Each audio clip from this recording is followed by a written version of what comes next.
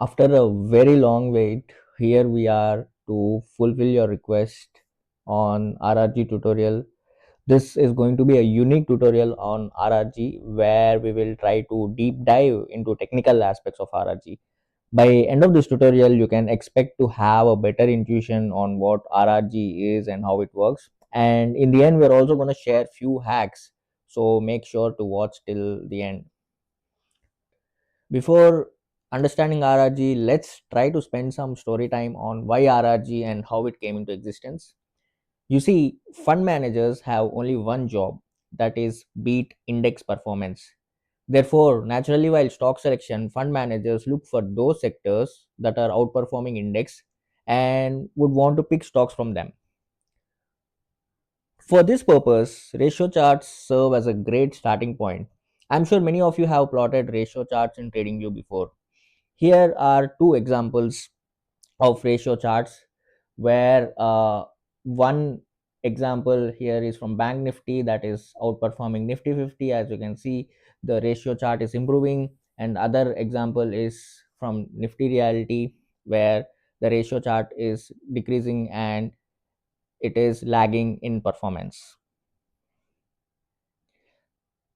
This is simple and easy to interpret but not effective because the number of ratio charts that are possible is huge.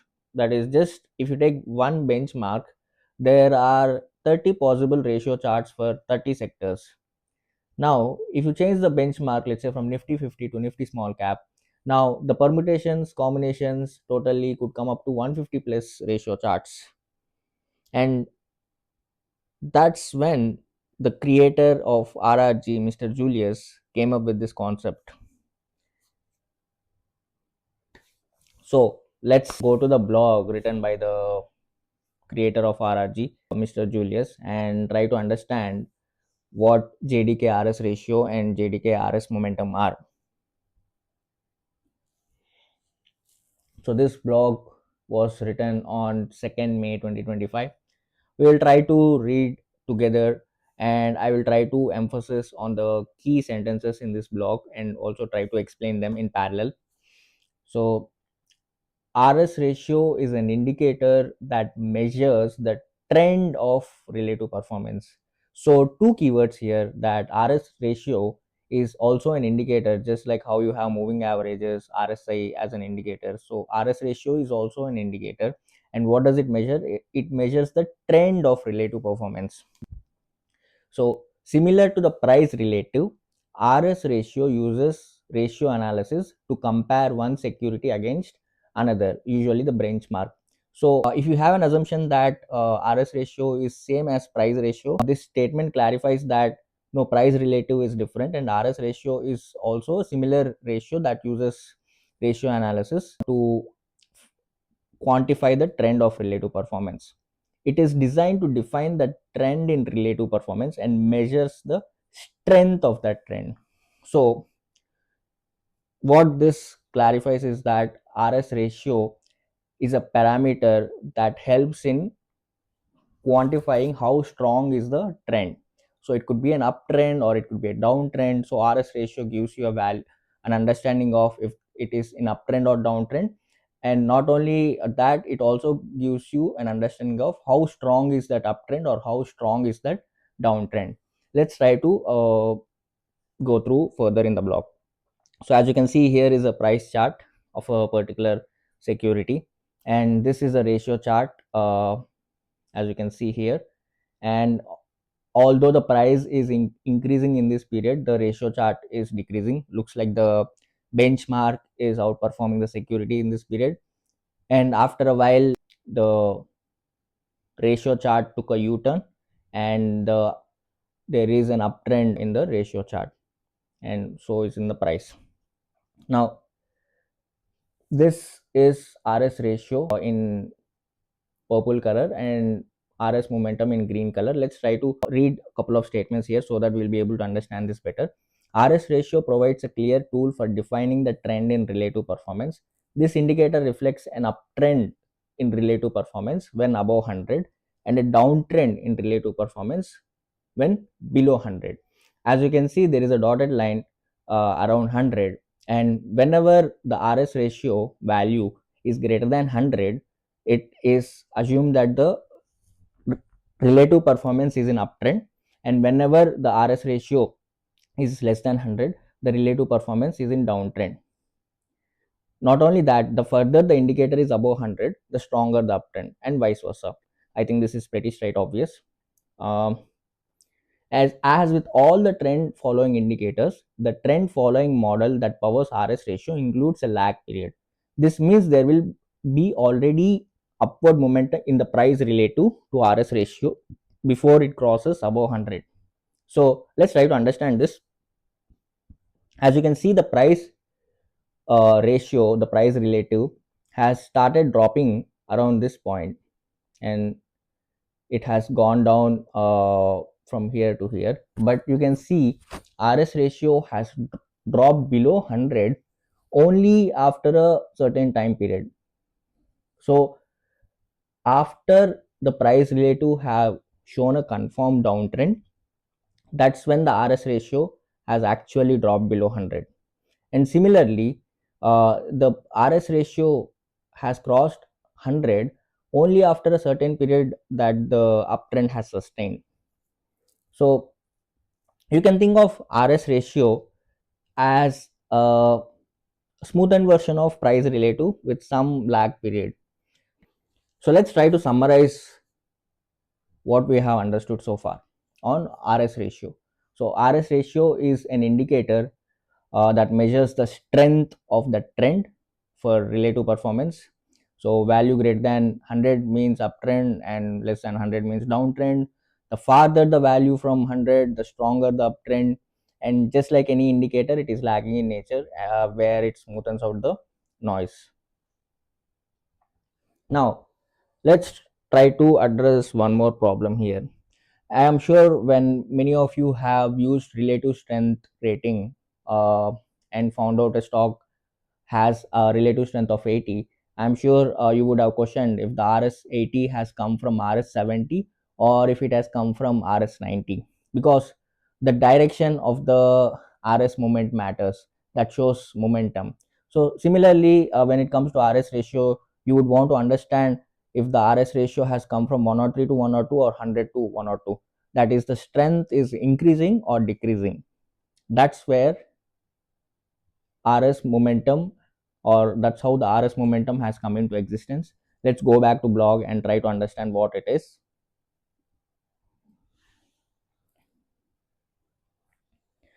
RS momentum is an indicator that measures the momentum rate of change, that is rate of change of RS ratio. So what is RS momentum? It is essentially rate of change of RS ratio. As a momentum indicator, it leads RS ratio and can be used to anticipate turns in RS ratio. Typically, RS momentum crosses above 100 when RS ratio is forming a trough and starting to move up. Conversely, RS momentum crosses below 100 when RS ratio is forming a peak and starting to move down. Now let's try to understand this using the example that is stated here.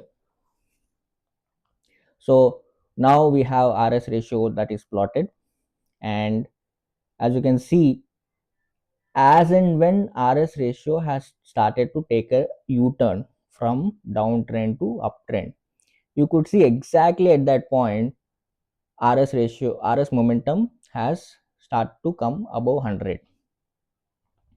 So whenever there is a change in direction of RS ratio, or if the RS ratio has started to improve, RS momentum has crossed 100, and here you can see as the RS ratio has started to decrease, RS momentum has dropped below 100. Now keep in mind that RS momentum is an indicator of an indicator. Furthermore, as a momentum indicator, it will move often above or below 100 level.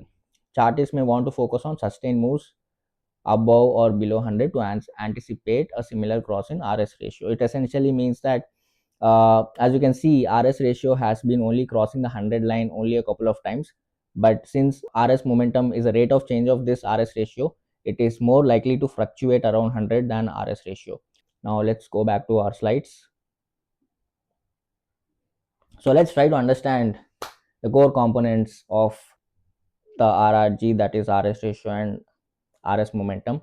So we started off with the goal of outperformance, and we understood that ratio charts are a good starting point.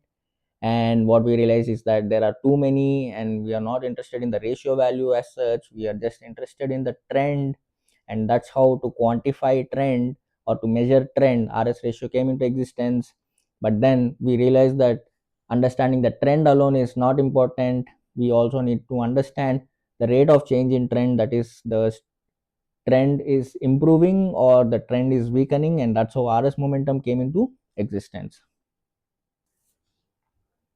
Okay, now that we have understood the definition of RS ratio and RS momentum, let's try to interpret the quadrants of RRG.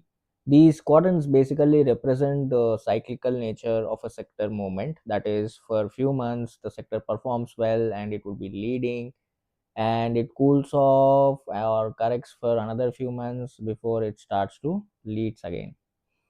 So now the center of RRG is not 0 0, it's 100 comma 100. That is RS ratio and RS momentum both are 100. On the basis of how RS ratio and RS momentum values increase or decrease from 100, it is classified into four quadrants. So if you consider a leading quadrant, the math of this quadrant is saying both RS ratio and RS momentum are above 100. What this means is that the sector is not only in established uptrend, because RS ratio greater than 100 is established uptrend, but also since the RS momentum is greater than 100, it will contribute to a positive rate of change of RS ratio. So that means RS ratio will improve because RS momentum is greater than 100. And when RS ratio is improving, the strength of the trend is only further improving. But as we all know, no trend continues to last forever.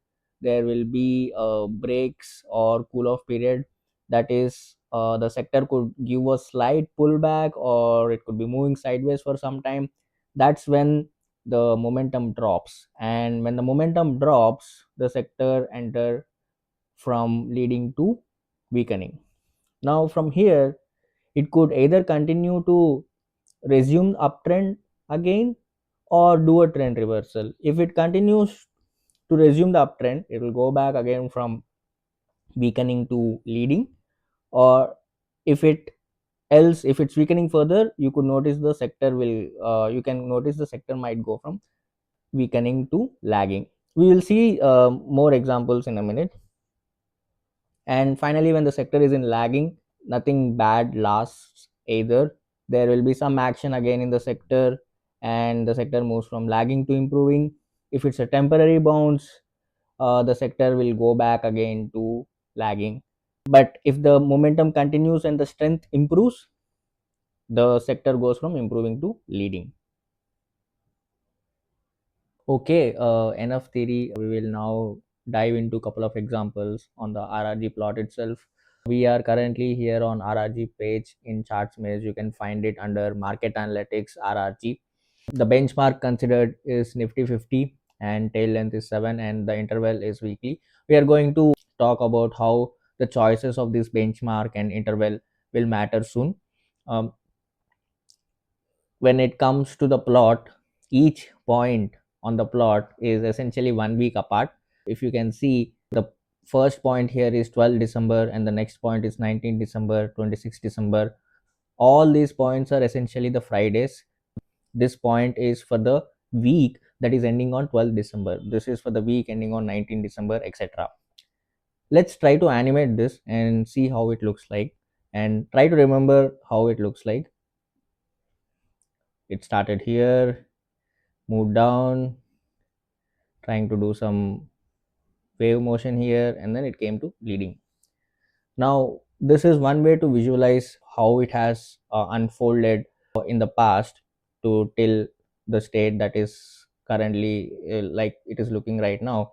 Another way to do it is to increase the tail length. So I'm going to max it out to 30 tail length, and we have a full plot. So if you had remembered, the path of the tail was it has gone up and then came down and has done wavy motion, and then it came into leading quadrant. Now we are going to take the support of ratio chart in trading view and going to justify or rather understand why RRG has taken this shape.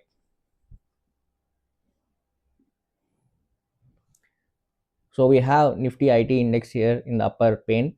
Um, this is a weekly chart, and on the bottom we have the weekly chart of CNX IT to Nifty 50. It is important to understand that in RRG, while we were defining RS ratio and RS momentum, if you remember, we were trying to define it for the trend of the relative performance, that is the ratio. So what we have to focus on is the ratio chart of IT to Nifty rather than the index chart alone. And I'm going to zoom in so that you will be able to understand clearly the motion of RRG. The graph here started on 4th July and till 18th July it tried to climb, and from 18th July to 28th November it has come down, and from there it straight went to leading quadrant. So let's try to identify where is 4th July. So this is Monday 30 June, hence Friday 4th July candle, and as you can see here it was, the momentum was increasing and it was reflected, and previously it was in a bad downtrend. So it would have been, so if you had extrapolated this, it had come from here, from lagging to improving, and then till 18 July it tried to climb up, and then it started going down. So till 18 July is somewhere here. Now till 28th November, so let's try to spot where is 28th November. So yeah, this till this point it has been, the momentum has been dropping, and like I'll extend this here. So there was a drop in momentum, and from 20th November it has picked up again and it has come to leading quadrant. Yeah, so it came from lagging quadrant, it went to lagging quadrant, and from lagging there was a pickup in momentum, so it came into improving quadrant. And once it was not, and since it was not able to sustain, the momentum dropped again, and then when it has picked up itself again, it has started to come to leading quadrant, indicating a start of new uptrend. Now couple of you might have some doubts here, I can totally understand. So if you zoom out, it broadly feels like there isn't no sector rotation, or there is no leading as such happening here. The chart has been in downtrend since 2021, so why are we considering moving from improving, leading, etc. The first thing to important understand here is that we are talking in a weekly frame, that too we are talking the trend of relative performance. So that is what RS ratio and RS momentum is about. Because we have understood definitions, we can understand what this is trying to say. So this movement is a trend or it's a swing. So the swing, there is a the trend has been going down, now it has come up. Is it good enough to call an uptrend or an established uptrend? No, because the past has been such that it has been in lagging quadrant or it was in a downtrend. Now until it has proven its momentum and then it starts to sustain its uptrend, it won't come to leading quadrant. So it has come down, the momentum is cooled off again, when it started to increase, then that's when it has been considered as uptrend. The correct way to interpret is that we are trying to understand these swings or these trends, how are they changing. If there is a sustained up movement, then that is what we will identify as a leading quadrant or a leading sector. And it's not unlike a case where you see a range breakout, and then if the stock is breaking out or if the sector is breaking out of an index range, and that's what you call as leading. Yes, that is definitely leading, it's the most obvious case of leading. But sectors usually work in such a way that few weeks they are leading, and then few weeks they are lagging, and then few weeks they are weakening. And let's measure this. This is not a very small time frame, right? This is like roughly 12 13 bars. It is roughly 3 months. So in the matter of 2 months or 3 months, Nifty IT has been improving and it has come to leading. Now if it sustains, the Nifty IT chart will be pushed further into the first quadrant, that is the leading quadrant. Or if it is not able to sustain, it will come back to lagging quadrant again. I hope you're all able to understand the interpretation of leading and RS ratio, what it signifies, and the trend of relative performance. Let's move on to another example now. Let's consider Nifty metals, where it has showing movement from weakening to leading.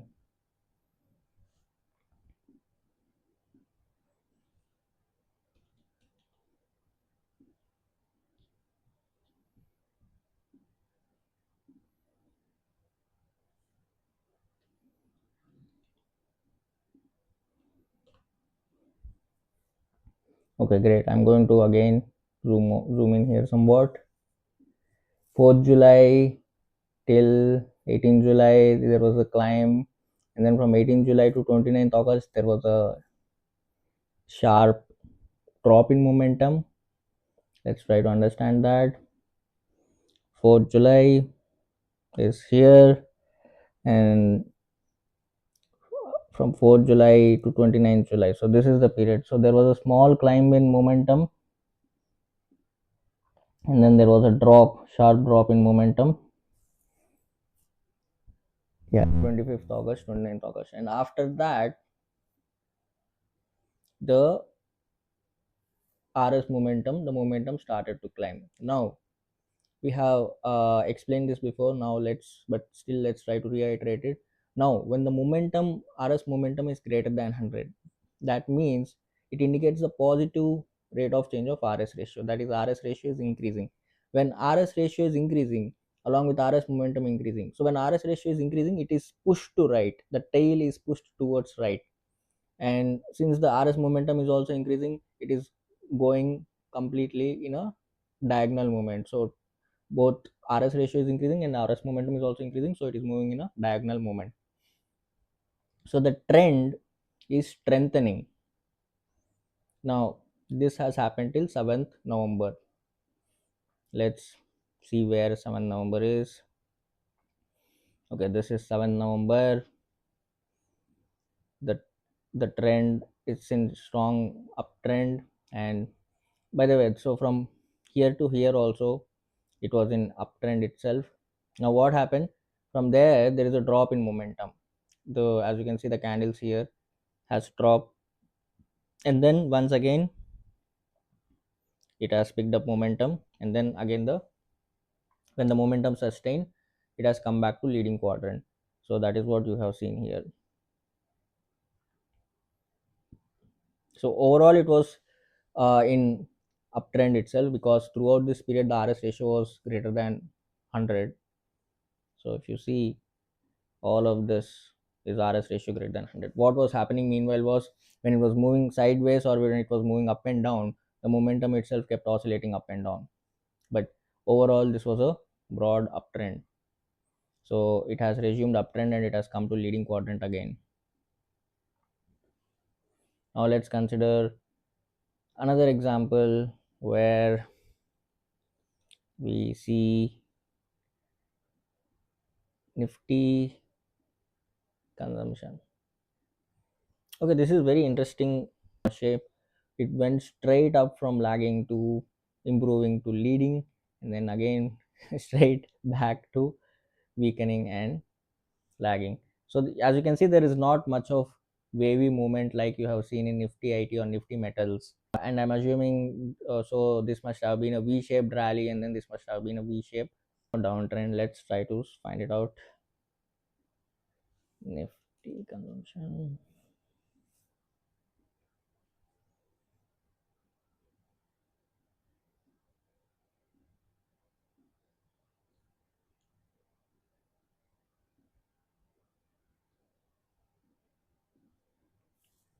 Okay, as predicted. So 4th July again. So 4th July, this is here. So there was a V-shaped rally, and so there was an increase in momentum, and then the momentum sustained so that it has pushed RS ratio greater than 100, and it was a strong uptrend.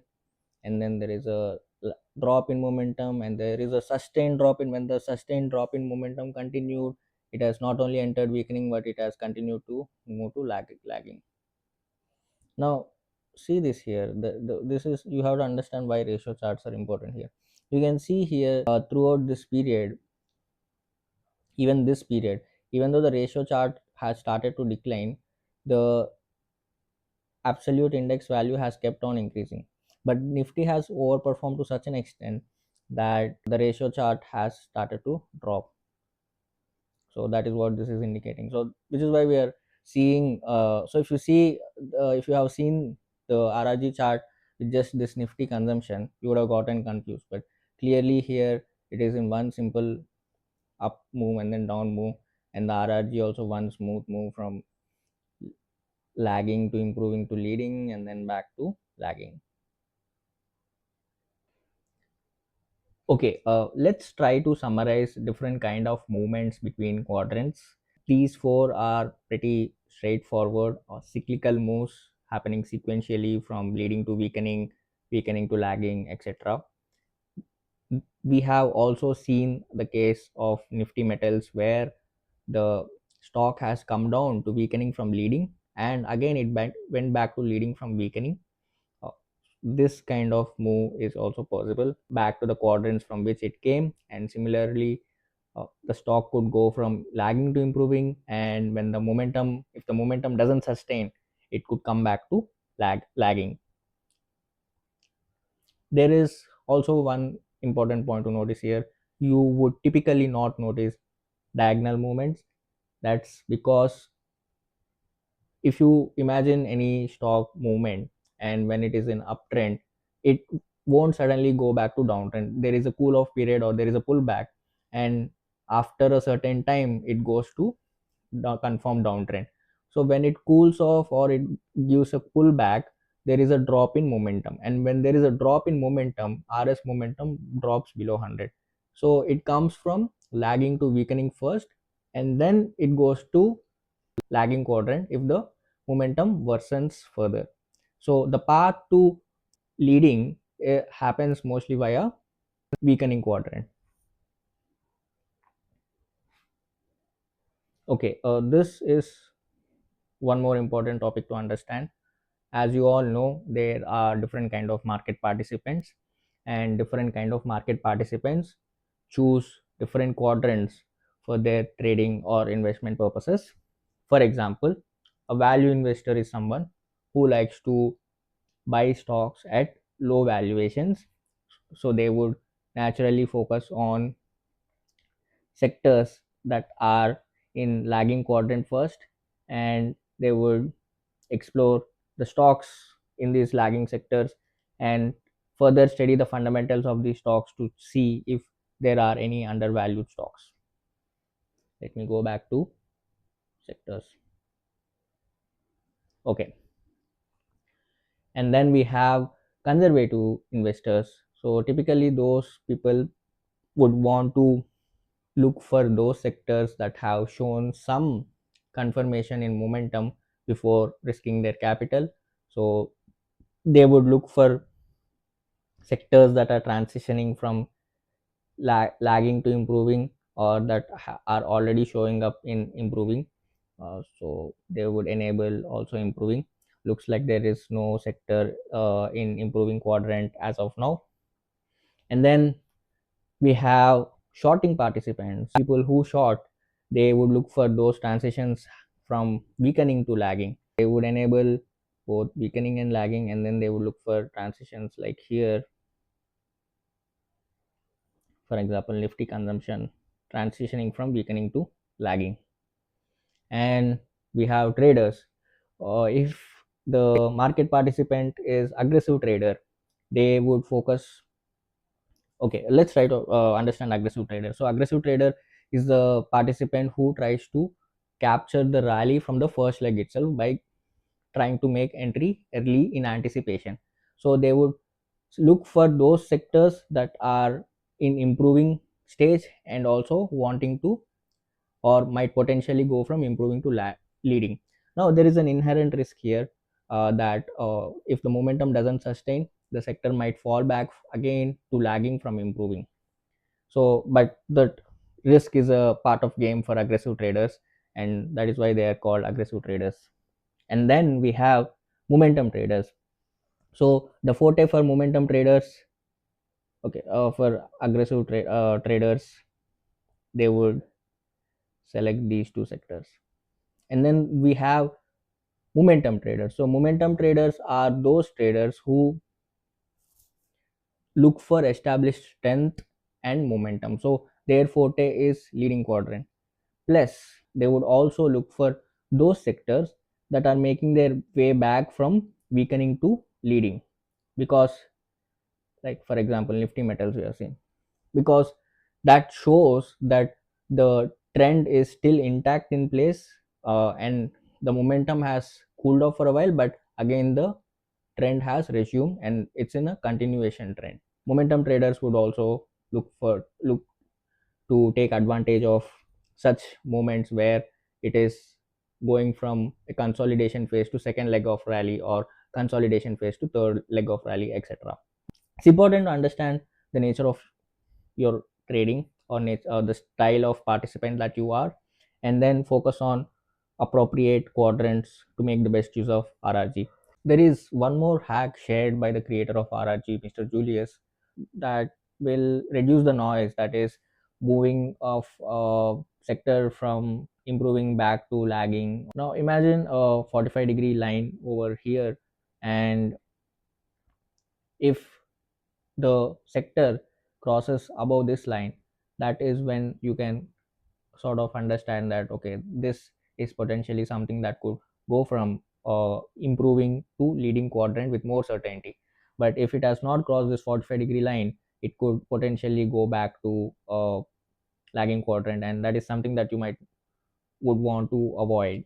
And similarly, while shorting, or let's say you are a positional trader and you want to get out of a sector after riding a first leg, second leg, etc., then in that case you wouldn't typically exit the stock from the sector because it has entered into weakening quadrant. You would wait for the sector to cross the imaginary 45-degree line here, and it starts making its way to lagging. That's when you take your positions out or cash out from that stock or sector, etc. This is one hack. Okay, let's try to understand the importance of benchmark drop down and interval drop down. As you can see, currently Nifty 50 is the benchmark chosen, and you can notice a couple of sectors in leading quadrant. And when I change the benchmark index to Nifty small cap, okay, what just happened here? Almost every sector is in leading quadrant. Now it means that almost all the sectors are outperforming Nifty small cap, but only few sectors are outperforming Nifty 50 index. What does this imply? It highlights the importance of situational awareness. That is, when you know that large caps are moving in the market, you choose the Nifty 50 as a benchmark index so that you will be able to actually understand which sectors are outperforming. But if you notice, Nifty small cap is outperforming compared to Nifty 50, or relative to Nifty 50, you choose Nifty to small cap as the benchmark index. So based on situational awareness, you identify the strongest index and use that as benchmark for RRG. Now we will also try to see the charts and understand the same. As you can see here, from the periods of October to till now, it was broadly moving up. Ignore this recent movement, and let me choose the small cap index. Okay, during the same period, the small cap index was beaten down. So once you identify which benchmark indexes are doing well, you choose that as a benchmark index and select that index as benchmark for RRG. Okay, now let's try to understand the importance of this drop down, daily versus weekly versus monthly. For this, I'm going to choose an example of metals again,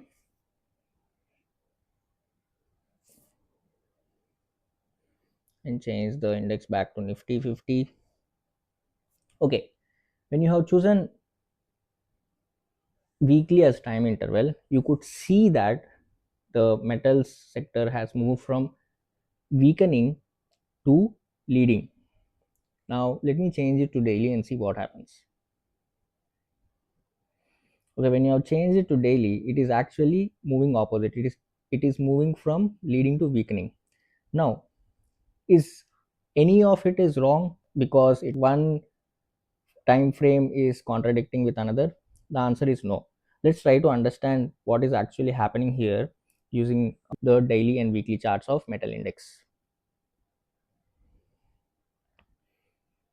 Okay, actually, one more thing, let me try to extend here. So when I max out the tail end here, I am seeing the plot for 30 days. So this is roughly 1 month movement captured in this large tail. But when I change this to weekly, this is starting from 4th July, roughly 6 months or more than 6 months of movement captured in this tail. So the comparison here is between 30 days and 30 daily points, daily data frame points, and 30 weekly data frame points. Now because of that, this confusion is happening. So now if you see in the last 30 days, this is the daily chart and this is the weekly chart. So let me see the last 30 days. So in the last 30 days, as you can see, it was climbing up and then there was a weakening, and it was totally appropriate that it has gone from leading to lagging. Now, if you see the last 30 weekly data points, that is this. So there was a slight dip in momentum, which is why it entered into weakening. And when the momentum again picked up, it has gone back to leading quadrant. Now, this 30 data points on daily time frame is essentially these 4 5 candles, weekly candles. So the noise here is compressed in 4 weekly candles. But in spite of that small noise, you could see that broadly it is an uptrend. And however, if you see the daily chart, the noise is very high, that you find the chart moving from improving to leading to weakening very quickly. So what's the takeaway or conclusion here? So unless you are focused on very short term trading, for swing trading purposes, or even if you're an investor, you prefer weekly time frame because it captures or trends in long time frame. And remember, the reason why you came to RRG is to identify sector rotation, and sector rotation is not a daily phenomenon. It happens at least across few weeks and months. Therefore it is suggested that you choose weekly interval time frame while doing RRG analysis. Okay, we are almost nearing the end of the video. We will cover a couple of navigation related aspects before we move on to hacks like promised in the start of the video. As you can see here, there is data mode, and you can select either sectors for sector rotation, or you can also choose industries as well to identify strong industries. So basically, industry is a subclassification of sector, that is each sector could have multiple industries under it. For example, let's say you take finance sector, and you are getting a hint that finance sector is strong, and in finance sector there could be multiple industry groups, let's say like asset management companies, or it could be financial services company, other financial companies, services companies. So you can get a more pointed approach or pointed industry, and therefore pointed stocks. And MCW means market cap weighted, EW is equal weighted. So let me just show it, and let me reduce the tail length to 7. And stocks, you can plot RRG for stocks as well. And let's say you have identified a strong sector. Now you want to see which of the stocks in this sector are leading, you can just click here and you will get list of all stocks. As you can see, the fact that the index is moving from improving to leading because the stocks themselves are moving from improving to leading. Basically the majority of the constituents movement is reflected in index movement as well in RRG. So this is one way to see the stocks inside the industry. One thing to note here is that when you are talking about leaders in the industry, so you have found leading sectors and now you want to understand leading stocks. So usually leading stocks, some people would assume that the leading stocks are those stocks which are outperforming the industry or the sector benchmark, but here the benchmark still remains nifty 50. So the leaders here that you are seeing in leading quadrant are outperforming the nifty 50 benchmark, not the sector performance benchmark, because it's hard to give benchmark of all the sectors. So that's why there is this limitation. um, from here you could click on this and go to the stock page to further deep dive into studying or analysis of stock. Or let's say you want to understand the stocks or you want to see the stocks of this industry, then you can click on the compass next to the sector and you can see the charts. So these are a couple of things. One more thing, you can also plot RRG for watchlist stocks. So here there is a test watchlist created. Now I'll click on, you just have to click on the RRG option here. This is only available for premium users. So once you click on RRG, the RRG plot for the your watchlist stocks can be observed here and you can animate it and see the movement of the stocks. Okay, finally let's talk some hacks as promised in the start of the video. These hacks are helpful in finding out the sectors that stand out in RRG in a single glance. So the first hack is compass hack. Imagine a compass placed at the data point that is just preceding the head of the tail, as you can see here. Now, if the angle of the tail is such that it comes out between east and north direction, so as you know compass has east, north, west and south. So if the angle of the tail is such that it is tilted between east and north, it means that it has a tendency to move to leading quadrant, and you should have or you should take a note of that sector and further explore it. So that is first hack. Second, we have shared this on our Twitter handle, you can follow us at ChartsMaze. So when there are multiple plots, it is easy. As you can see in this picture, the sectors that stand out are those sectors which have high x-axis values or high y-axis values. So high x-axis values means high RS ratio, which means high strength of the uptrend, and high y-axis means high RS momentum, which means high momentum of the or high rate of change of RS ratio. So this is another way to find out the sectors that stand out: high x-axis values, high y-axis values. And the third important thing is to find out those sectors which have a long tail.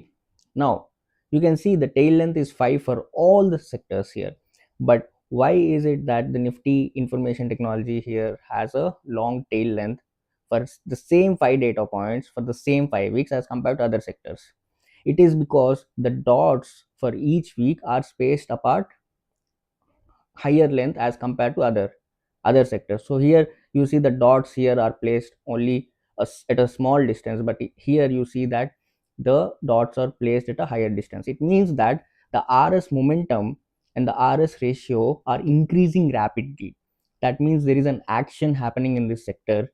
So long tails are something that you can quickly identify just by a single glance, and long tails usually correspond to major action happening in the sector.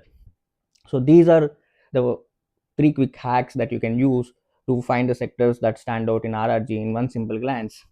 And so yeah, that's pretty much it, the end of the video. Honestly, this video took lot of effort than expected. I hope you got the value and you have a better sense and intuition on what RRG is. And I'm sure there will still be some doubts. Please post it in the comment section. We will try to answer as much as possible. And I'm also sure that one video alone won't be sufficient. So we will try to do more webinars with people on RRG and produce multiple videos so that you will have multiple resources on RRG. That's it for now. Thank you.